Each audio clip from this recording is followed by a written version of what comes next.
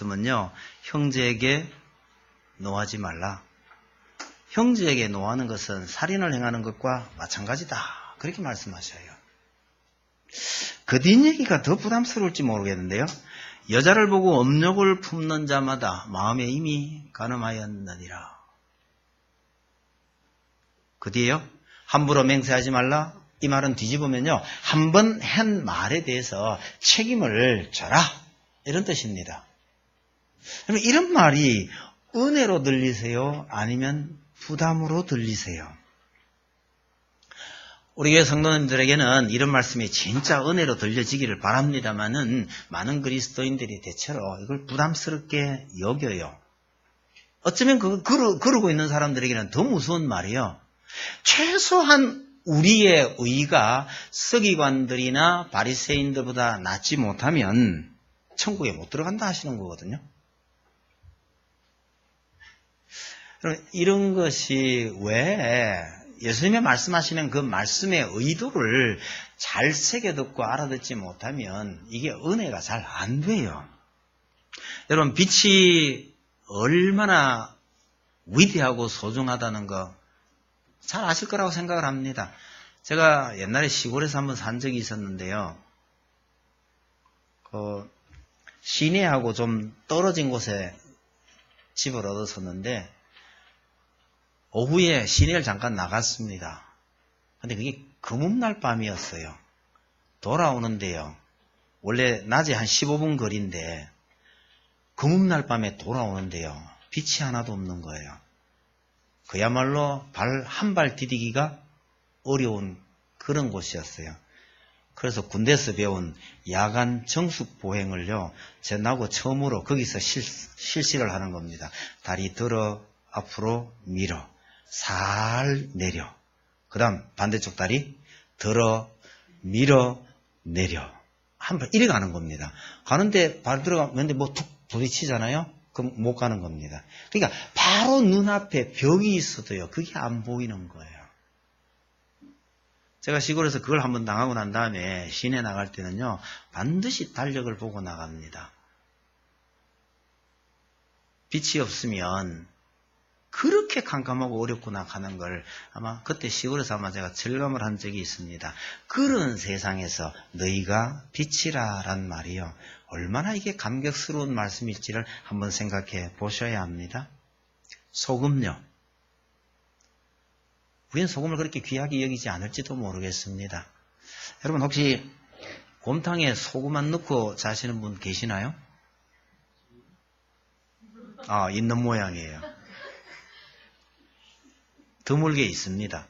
소금은 안 넣어도요. 김치는 넣어요. 소금 대신에. 그런데 진짜 소금 없이 뭘 먹는다고 생각 한번 해보세요. 세상에 아무리 좋은 재료들을 다 집어넣어놔도 나 없으면 이거 제대로 된 요리가 될 수 없어. 이런 자부심이 소금한테는 있어야 하는 겁니다. 여러분 소금 진짜 귀한 거예요. 전쟁하러 가는 사람이 물통은 안 차가가도요. 한쪽 귀퉁이에 소금은 넣어서 간대잖아요.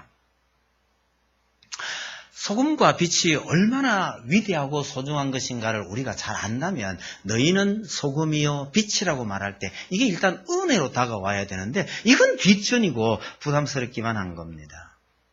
여러분 회사나 아니면 학교의 대표로 어디 대회 나가서 금메달을 땄다 치고 돌아왔다 쳐보세요. 회사 대표가 그럽니다. 바로 여러분들이 바로 이 학교를 빛내고 이 회사를 살리는 참 영웅들입니다. 보배입니다. 이러면요. 얼마나 기분 좋겠습니까? 제가 생각하기에는 그것보다가 더 감격스러워야 할 얘기가 바로 여러분들이 소금이요 빛입니다. 라는 이 말씀일 것 같은데 우리가 왜 그렇지 않느냐. 좀 이상하게 생각해야 될 여지가 있는 겁니다. 어떤 분이 고아원에서 아이를 데려와서 입양을 했습니다. 집에 데려와서 깨끗한 옷으로 갈아입히고 깨끗한 방에 또 좋은 침대 그게 들여보냈습니다. 이게 네 방이야. 여기가 네 집이야. 그런데 밤에 자는데 보니까요. 얘가 침대 위에서 안 자고 침대 밑에 들어가가지고 쪼그리고 자고 있는 거예요. 맛있는 걸 줘도요, 그렇게 열심히 잘 안 먹어요. 가지고 자기 방에 가서 자꾸 숨겨둬요. 이 양부모를 기쁘게 대하기보다는 자꾸 눈치나 살살살 보고 있는 겁니다. 여러분, 법적으로는 아들이 됐고 부모 마음에는 아들을 삼았지만 이 아이는요, 여전히 고아원에 사던 그 습성이 그냥 몸에 배어 있는 겁니다. 시간이 좀 지나면 당당한 아들 노릇을 하게 되겠죠. 그게 오래 가면 부모에게 참 짐이 되는 겁니다.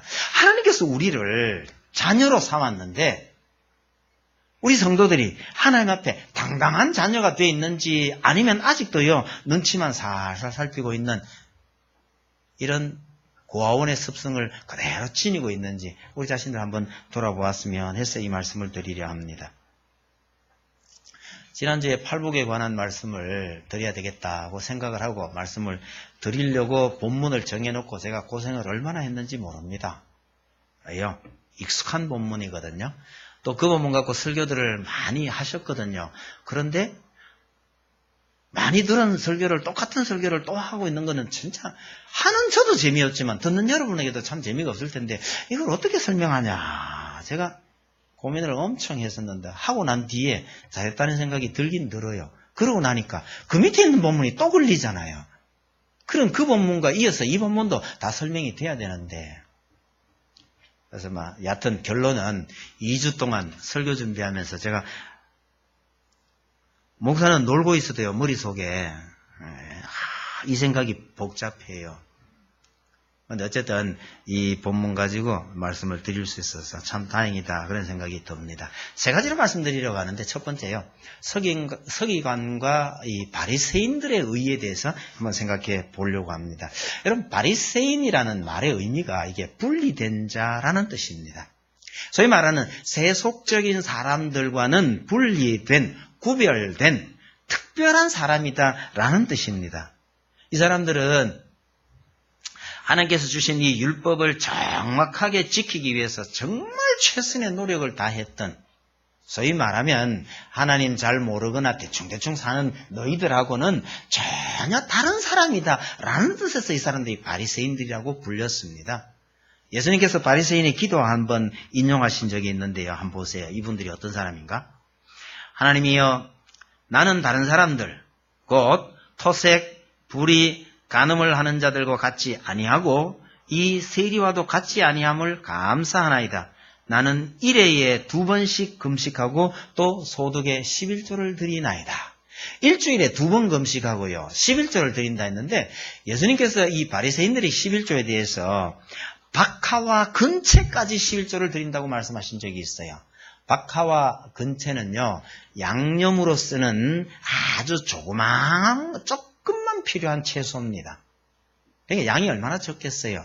근데 그것까지도 철저하게 11조를 바치려고 했던 사람들.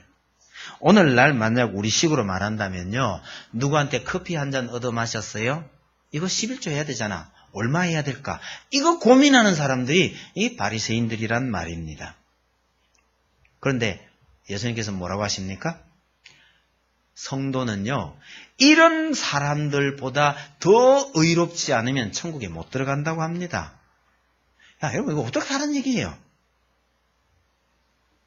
서기관과 바리새인들이 구약의 율법을 지키기 위해서 정말 목숨 걸고 지키려 했는 이 사람들보다 어떻게 더 의로울 수 있느냐, 그런 얘기죠. 그러나 이들은 율법을 지키기 위해서 정말 목숨을 걸고 덤볐지만 예수님의 평가는요, 그들이 율법을 제대로 지키지 못했다고 말씀하십니다. 뭐가 문제입니까? 이들이 그렇게 애를 쓰고 율법을 지킨다고 했는데도 율법을 제대로 못 지켰다는 평가를 듣는 것은 사실은 이 율법의 가장 핵심인 십계명, 십계명 중에서도 가장 핵심인 서문과 관련되어 있는 겁니다. 이 십계명의 서문에 대해서는 저는 할 얘기가 참 많은데요. 결론은 이렇습니다. 20세기에 예수를 믿던 한국 교회조차도요, 십계명의 서문을 잘 몰랐습니다. 지금 여러분들이 가지고 있는 찬송가 뒤에 있는 십계명을 보시면 서문이 다 붙어 있어요. 그런데 여러분들이 예전에 쓰시던 옛날 찬송가의 뒤에 십계명을 혹시 집에 있으면 한번 찾아보세요. 거의 대부분 서문이 없습니다. 없거나 땡땡땡 처리되어 있어요. 제가 옛날에 조사를 해봤는데 한 10종류 중에 그 십계명의 서문이 제대로 붙어 있는 찬송가는요, 한두 권에 불과합니다. 거의 없어요. 심지어 옛날 제가 다니던 모교에서는 주일날 십계명을 늘 교독을 했거든요.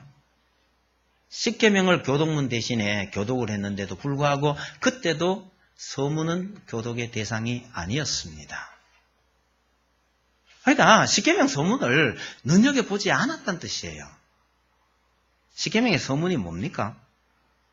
나는 너를 애굽 땅 종되었던 집에서 인도하여 낸 네 하나님 여호와니라. 이게 붙어 있어요, 앞에. 말하자면요, 나는 너의 하나님이고 너희는 내 자녀다 이래놓고 계명 10개를 주십니다. 그럼 이게 뭐가 중요하냐 그러면요, 이 계명 10개를 잘 지켜야 하나님의 백성이 된다, 이게 아니란 뜻이에요. 말을 바꿨어요. 너희는 내 백성이고 나는 너희의 하나님이니까 너희는 이렇게 살아야 한다. 그래서 계명을 주셨다는 거예요. 어떤 학생이 질문을 합니다. 하나님, 만약에 그거 다 못 지키면 어떻게 되나요? 여러분, 하나님께서 뭐라고 답변하셨을 것 같으세요? 아니면요, 그 계명 다 못 지키면 우리를 애굽에다가 도로 갖다 집어 넣어 버리시나요? 우리를 버리시나요? 하나님께서 뭐라고 답변하실지 한번 생각을 해보세요. 그러나 이렇게 질문하는 요 인간이 참 나쁜 인간이에요. 내가 너희를 내 백성으로 삼고 난 너희의 하나님이 되었노라. 그러니 너희들은 앞으로 이렇게 살아라. 이러면 뭐라고 해야 돼요? 계명 그것보다가는 우리가 하나님의 자녀가 되었다라는 것, 하나님께서 우리의 하나님이 되셨다는 것, 여기에 집중하고 여기에 감격해야 그게 정상이다는 얘기죠. 여러분, 애굽에서 해방된 감격이 얼마나 컸을까요? 그런데 그게 오래 가지를 않아요. 우리 조상들이 8.15 감격을 얼마나 기억했는지를 되돌아보면 그게 금방 이해가 됩니다. 여러분, 하나님의 백성이 되었다라는 이 감격이 늘 살아있어야 할 텐데 이게 얼마 안 가서 다 잊어버려요. 그러니 그 하나님께 주신 그 십계명, 그리고 십계명의 해설이라고 할 수 있는 많은 계명들이 이게 다 부담스러워진 겁니다. 그래서 유대인들에게도 이 십계명과 율법은 부담스러웠던 모양입니다. 이유는 간단합니다. 소문이 주는 의미와 소문이 주는 감격을 잊어버렸거든요. 잊어버리고 이 계명 하나하나에 매달려서 이걸 지켜야 된다, 이러고만 있으니까 이게 전부 부담감으로만 작용하는 거죠. 남을 판단하는, 남을 비판하거나 판단하는 근거로만 쓰여버린 겁니다. 여러분, 같은 원리입니다. 오늘 우리도 하나님께서 우리에게 베풀어 주신 구원의 감격을 잊어버리고 그리스도인이라면 지켜야 하는 계명 하나하나를 의무감에 사로잡혀서 그걸 지키려고 애를 쓰다 보면요, 우리가 바리새인들보다 절대로 나을 수가 없는 겁니다. 여러분, 바리새인들의 의는 정말 애쓰고 노력했지만 진짜 중요한 핵심, 하나님의 백성이 되었다는 감격을 잊어버린 데서 그들의 그 수고는 아무런 의미가 없는 게 되어버린 겁니다. 그래서 예수님께서 너희 의가 서기관이나 바리새인보다는 나아야 된다, 이 얘기를 하는 거죠. 그럼 제가 두 번째로 말씀드릴 것은 우리의 의, 성도의 의는 어떤가 한번 살펴보려 합니다. 의는 없나니 하나도 없다라고 성경은 말합니다. 여러분, 하나님 앞에서 의롭다고 말할 자신 있는 사람은 아무도 없습니다. 그런데 어떻게 바리새인들보다 더 의로워야 된다고 말씀하시느냐는 거죠. 여러분, 예수님께서 하시는 말씀을 주의해서 한번 보셔요. 여러분들이 소금과 빛이 되라고 말씀하시는 게 아니에요. 소금이 되라, 빛이 되라 라고 말씀하시는 게 아니고 너희는 세상의 소금이라, 이 말은요 이미 소금이 됐다는 거예요. 너희는 세상의 빛이라고 말씀하시는 것은 이미 빛이 됐다고 말씀하시는 겁니다. 이미 너희는 소금이요 빛이라고 하는 것은 십계명의 서문과 거의 같은 역할을 합니다. 너희는 이미 내 백성이 되었다는 겁니다. 여러분, 하나님의 아들이요 자신을 희생을 해서 자신의 희생을 통해서 우리를 세상의 소금과 빛으로 부르셨다는 것은 그 희생을 통해서 우리를 하나님의 자녀로 삼으셨다는 말입니다. 그러니까 형제에게 노하지 말라, 여자를 보고 음욕을 품지 말라라고 말씀하시는 거죠. 달리 말을 바꾸면요, 너희가 하나님의 자녀가 되었으니 그러지 말라라고 얘기하시는 겁니다. 예수님께서 이런 비유를 하신 적이 있습니다. 어떤 신하에게 왕이 1만 달란트를 탕감해 줬는데 이 신하가 나가면서요 자기한테 100데나리온 빚진 자를 불러다가 너 빚 안 갚어? 이러고는 감옥에 쳐넣어버렸단 말이죠. 왕이 그 소리를 듣고 정말 괘씸한 놈 잡아와 이렇게 되는 거죠. 이 비유를 이해하려면 1만 달란트와 100데나리온을 비교할 줄 알아야 합니다. 여러분, 데나리온은요 금 한 데나리온은 약 32kg쯤 된답니다. 뭐 정확하게 할 수는 없으니까 대충 합시다.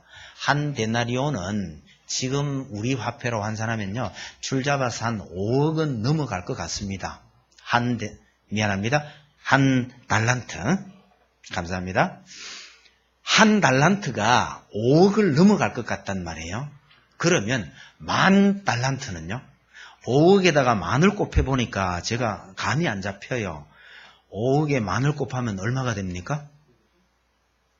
예? 이거 계산 나오시는 분은 그래도 돈 좀 아시는 분이에요? 좀 만져본 분이에요? 제 생각에는 저 회사에서 회계 업무 맡은 집사님이나 할까 다른 분들은요 5억에다가 만을 곱하면 얼마 하면 저는 한참 생각을 했거든요. 이 동그라미가 1000을 곱하면 5,000억이 되는데 만을 곱하면 한참 생각해보니까 이게 5조가 나오더라고요. 5조면 돈이 얼마쯤 되나요? 일단 감이 안 잡히니까 밀어둡시다. 100데나리온을 환산하면요 노동자의 100일 임금, 그러면 노동자의 연봉의 3분의 1 정도라고 보시면 될 듯해요. 그러면 많으면 2천만 원, 좀 적으면 한 1,000만 원 정도 좀 돼 보입니다. 그러면 이렇게 비교 한번 해봅시다. 5조에 1,000만 원이면요. 죄송합니다만은 전 도무지 감이 안 잡혀서 만씩을 떼기로 했습니다. 만을 떼버리면요 5억에 1,000원입니다. 5억이라는 돈을 탕감시켜줬더니 이놈이 나가면서요 지한테 누가가 1,000원 떼먹었다고 그놈 잡아가 안 갚아 너 감옥 갈래 안 갈래 이러고 있었단 얘기죠. 왕이 보기에요 이놈 잡아다가 집어넣는 게 지극히 당연합니다. 예수님께서 왜 이런 비유를 말씀하셨을까요? 하나님께서 우리를 자녀로 삼으셨거나 예수님께서 자기를 희생해서 우리를 구원하신 것은 이건 10,000달란트예요. 이런 은혜를 받은 우리가 형제를 향해서 아니면 이웃을 향해서 이런 짓 저런 짓 하는 거 그게요. 네 말이 맞다 해도 그거는 100데나리온 1,000원짜리 손해에 불과한 거다. 그거 갖고 그렇게 시비를 걸고 그거 갖고 그렇게 싸워야 되겠냐 이런 뜻이거든요. 여러분 그 비유나 오늘 너희는 세상의 소금과 빛이 되었으니 이렇게 살아라고 말씀하시는 건 저는 같은 이야기로 봅니다. 오늘 우리가 왜 그렇게 살아야 하느냐, 그러니까 너희는 이만큼 귀중한 존재라고 말씀하시는 것이 바로 너희는 소금이요 빛이라고 하는 말씀입니다. 우리가 그렇게 살아야 할 이유를 예수님께서 말씀하고 계시는 거예요. 여러분, 우리가 받은 은혜를 생각하지 아니하고 예수님께서 화내지 말라 했다, 음욕을 품지 말라 했다, 맹세하지 말라 했다, 이런 것만 생각하면 우리 날마다 걸려요. 이걸 이겨낼 수 있는 유일한 방법은요, 날마다 우리는 하나님의 은혜를 기억하고 그 감격 속에 사는 겁니다. 여러분, 양자로 데려온 아이에게 얘야, 너는 오늘부터 우리 식구다. 그러니까 이렇게 하고 이런 것은 하지 말아야 된다. 이걸 쭉 가르치면요, 이 아이가 그걸 속박처럼 여길 수도 있죠. 고아원에서는 어쨌든 이런 건 없었는데, 여러분, 나에게 새로운 부모가 생겼고 새로운 집이 생겼다는 것 때문에 참 기뻐하는 거는 뒷전이고요. 이제부터는 이건 하지 말고 이래야 하고 뭐 그런 게 별거 없을 거예요. 밖에 나갔다 들어오면 손 씻고 아침에 일어나면 이빨 꼭 닦고 세수하고 뭐 이런 거 아니겠어요? 이걸 속박처럼 여긴다 그러면 좀 이상하잖아요. 오늘 우리가 하나님의 자녀가 된 이후에도 이런 하나님께서 보시기에 참 사소한 것 가지고 참 부담스럽고 불편하게 여기고 있는 거 아닌지 우리 자신을 돌아봐야 할 필요가 있다는 말씀입니다. 바리새인들은 자기 자랑이나 다름없는 기도를 열심히 합니다. 그때 세리는요, 가까이 오지도 못해요. 멀리 서서 감히 눈을 들어 하늘을 우러러 보지도 못하고 가슴을 치며 가로되 하나님이여 불쌍히 여기시옵소서 나는 죄인이로소이다 이랬단 말이에요. 근데 예수님은요, 이 세리를 칭찬하셨잖아요. 무슨 차이입니까? 예수님은 그 행위를 비교하신 게 아니에요. 계명을 얼마나 잘 지키고 얼마나 하나님 위해 살았느냐 이걸 비교하신 게 아니에요. 하나님 앞에 선 그 마음만 보시고서 이 세리가 정말 칭찬받아야 할 사람이라고 말씀하셨고, 그 세리의 의가 바로 바리새인들의 의보다 나았다는 평가잖아요. 여러분, 소금과 빛의 역할이 무엇인지 생각하기 전에, 다시 말하면요, 우리가 어떻게 살아야 하고 무엇을 해야 하고 무엇을 해서는 안 되고 이런 생각을 하기 전에 소금과 빛이 되었다는 이 선언에 먼저 감사해야 된다라는 뜻입니다. 여러분, 우리가 하나님의 은혜에 감사하고 하나님께서 우리를 세상의 소금과 빛으로 삼으셨다는 이 사실에 감격해서 어쨌든 할 수 있는 작은 노력이라도 하려고 애를 쓸 때 그것을 우리의 의로 여겨 주십니다. 그러면서 알게 모르게 우리를 도우고 계십니다. 여러분, 우리가 빛과 소금이라고 말할 때 우리가 세상을 바꾸면 얼마나 바꿀 수 있겠습니까? 참 그런 의미에서 우리는 굉장히 무능해요. 그렇더라도 내가 속해 있는 내 가정만이라도, 내가 속해 있는 내 직장이나 내 가까운 이웃에게만이라도 소금 노릇하고 빛의 노릇을 한번 해봐야 되지 않겠느냐 말이죠. 소금에 대해서 생각을 이렇게 해보면요, 할 얘기가 굉장히 많은 것 같아요. 그래서 실컷 자료를 수집하고 이 설교를 만들어 놓으면요, 제목이 소금 설교가 될 것 같아요. 그런데 예수님께서 과연 그런 의미로 말씀하셨겠느냐 생각을 해보면 그렇게 하고 싶지는 않아요. 말하자면 소금에 관해서 하고 싶은 얘기는 참 많을 것 같은데, 소금이 그렇게 귀중하고 중요한 역할을 하는 거긴 한데 그냥 간단하게만 좀 생각해보고 지나가십시다. 소금의 역할 중에 제일 큰 거, 맛을 내도록 돕는 거잖아요. 다른 음식 재료들로 하여금 맛을 내도록 돕고 자기는 녹아서 사라지는 것. 소금의 역할이죠. 또 어떤 분은 이렇게 표현합니다.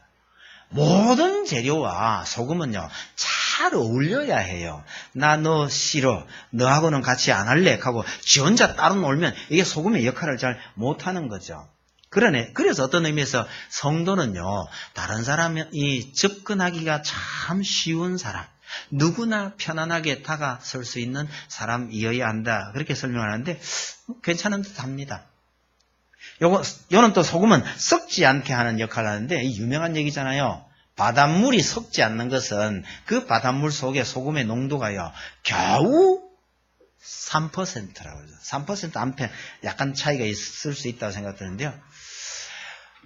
여러분, 그 바닷물 속에 겨우 3%밖에 안 되는 그 소금 때문에 바다가 썩지 않는다, 기생충이 살지 못한다, 이런 걸 생각하면 여러분, 성도 한 사람 때문에 내 주변이 썩지 않을 수 있다라는 이 어떤 자부심이 우리에게 있어야 되지 않겠냐, 그런 생각을 합니다. 어제 기도회 마치고 우리 식사하면서 위에서 이런저런 얘기하다가 제가 참 설교 준비하고 있는데 우리 교회 성도들은 정말 힘들고 어려운 소금 노릇을 참 잘하고 있구나, 그런 생각이 들어요.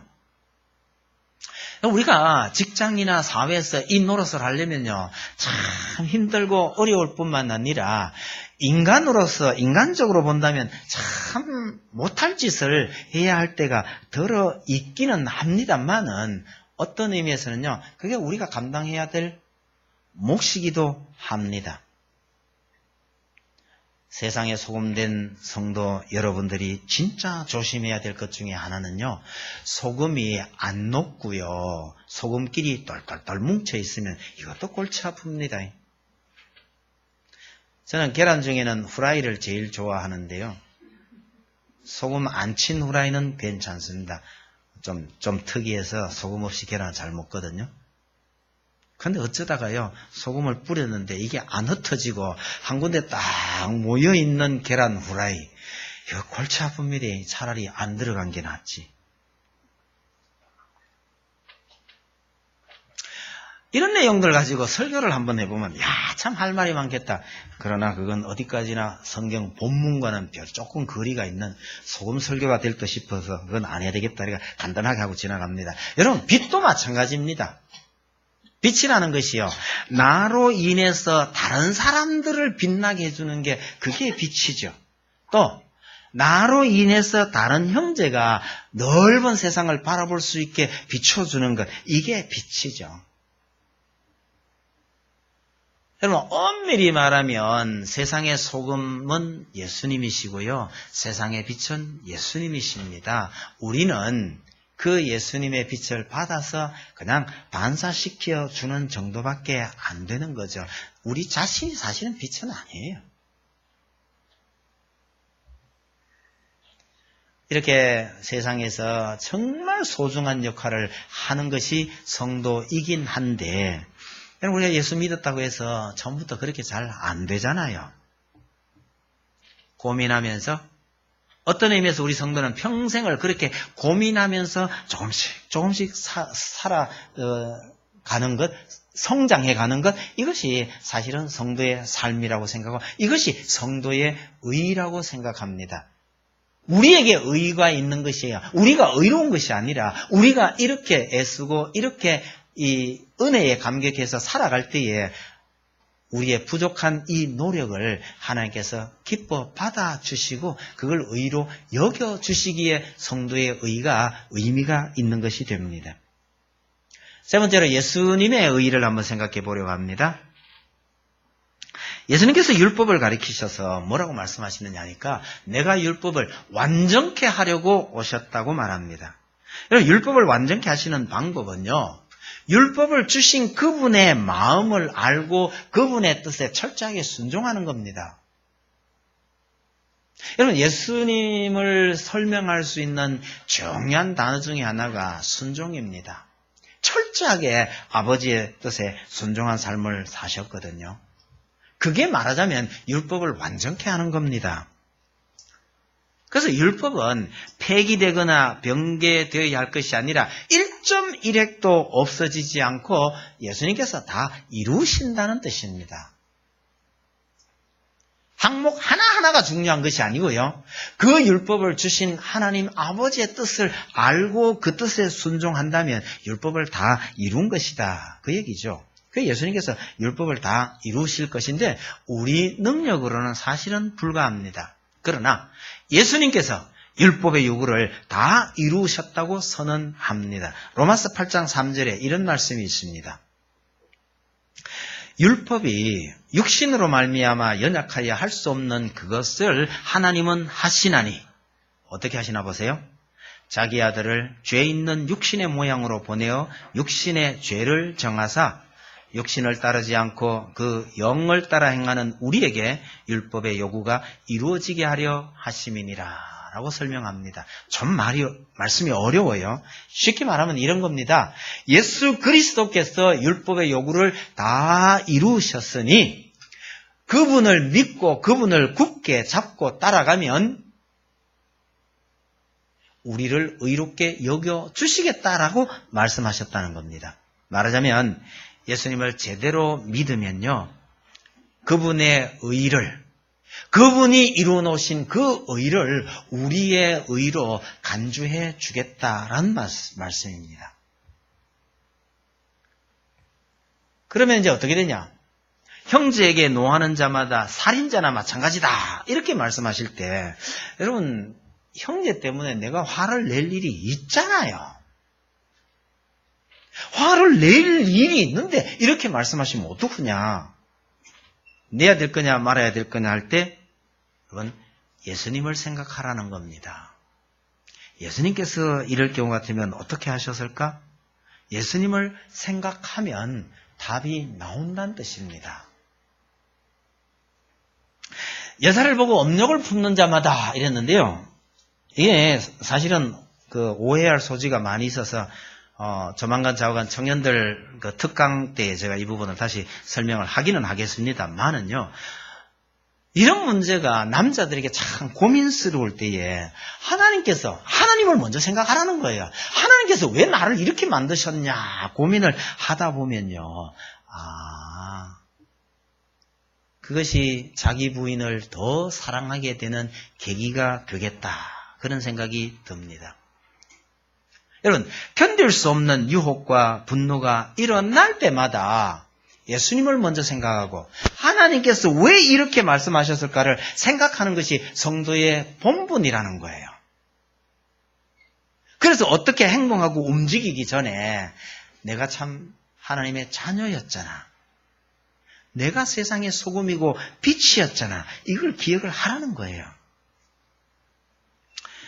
율법이나 계명에 형식적으로 따라가는 것보다는 그런 율법을 주신 하나님의 마음을 만족해 하시고 그 하나님의 뜻에 순종하는 것이 사실은 율법을 온전히 지키는 비결이라는 겁니다. 하나님의 마음을 잊고 기뻐하는 것이 서기관과 바리새인보다 더 의롭게 되는 비결이란 말씀입니다.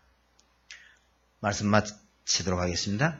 우리가 평생에 잃지 않아야 할 것은 우리가 하나님의 자녀가 되었다는 겁니다. 여러분, 그런 자부심을 가지고 삽시다.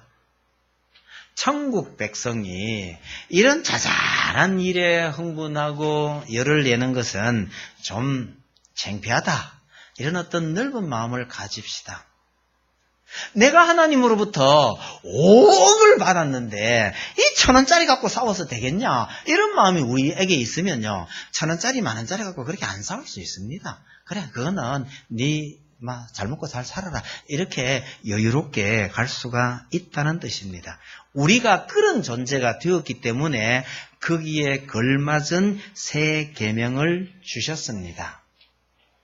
여러분 이걸 읽으면서요. 하나님, 예수님, 제가 이거 못 지키면 쫓겨나나요? 하나님께서 뭐라고 답변하실지 눈에 보이긴 합니다만은요. 저도 좀 삐딱해서 이렇게 말씀드리고 싶어요. 그런 못된 질문 하지 말고 기대에 부응하도록 노력이나 하자. 그런 질문 아예 안 하는 게 잘하는 것 같습니다. 하나님께서 뭐라 답변하실지 생각은 한번 해보시기 바랍니다. 비록 부족함이 있다 할지라도 하나님께서 우리에게 베푸신 그 은혜를 잊지 아니하고 감사하면서 그래 이런 은혜 받았으니 이 정도는 할 수 있을 거야. 이런 마음으로 살아가시기를 바랍니다. 찬송 드립시다. 380